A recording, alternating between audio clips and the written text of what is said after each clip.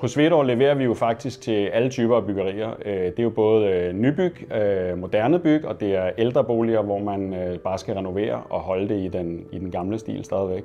Det er jo altid vigtigt, når man skal vælge døre fra trappeopgang ind til boligerne, at man opfylder alle myndighedskrav.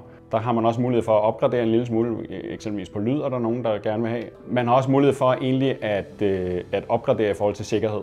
De døre, vi har leveret her til Papirøen, har arkitekten haft et specielt ønske omkring overfladen på døren, så man har matchet væggen og farverne i det. Og udover det, så har han haft et ønske om, at dørspioner, hængsler, greb osv. også har en speciel overflade. Det har vi lyttet til og matchet.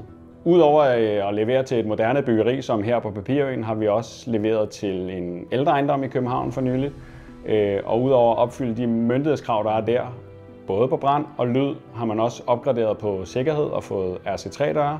Den måde, vi har opfyldt designønsket på, er, at vi har sat dekorprofiler uden på dørene, så de matcher fuldstændig de gamle døre, eksisterende døre, og matcher ejendommens udtryk generelt.